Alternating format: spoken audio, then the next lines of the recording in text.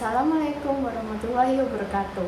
Nama saya Nahda Amalia Putri dari kelas 11 IPS 3. Di sini saya akan mengemukakan pendapat saya mengenai penerapan PSBB dalam memutus mata rantai penyebaran COVID-19 demi terwujudnya persatuan dan kesatuan bangsa Indonesia.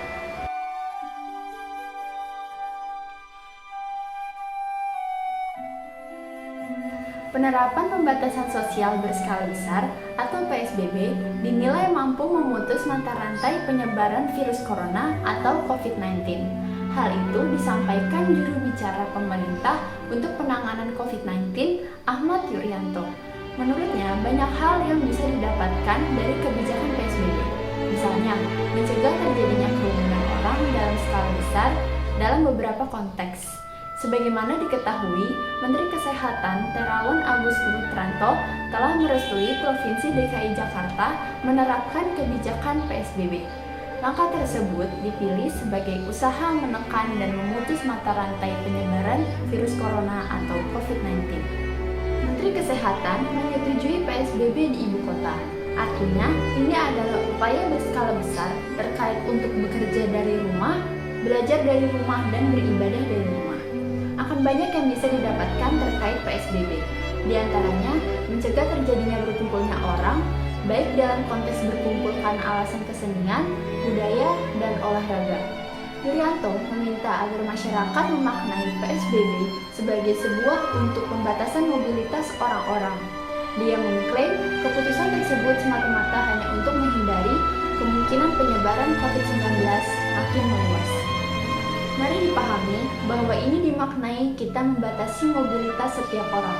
Keputusan ini ditujukan untuk melindungi dari kemungkinan terjadinya penularan. Oleh karena itu, kita semua untuk memutus rantai penularan dengan cara tidak melakukan mobilitas sosial apabila tidak dibutuhkan. Lebih lanjut, Yuryanto menjamin jika kebijakan PSBB akan dapat memutus mata rantai penyebaran COVID-19.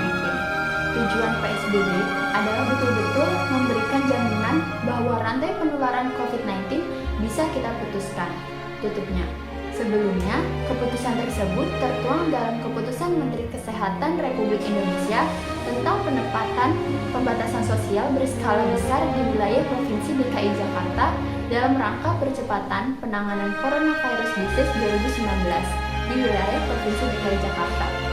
Tulis surat keputusan Menteri Kesehatan yang ditandatangani Rani Terawan. Terawan meminta agar pemerintah Provinsi DKI Jakarta wajib melaksanakan PSBB sesuai ketentuan peraturan perundang-undangan yang berlaku. Bahkan, Terawan meminta agar pemerintah Provinsi DKI Jakarta konsisten dalam melakukan sosialisasi pola hidup bersih dan sehat. Dalam poin berikutnya, tulis Terawan, kebijakan PSBB ini harus dilaksanakan selama masa inkubasi terpanjang, bahkan bisa kembali diperpanjang bila mana masih terdapat bukti penyebaran COVID-19.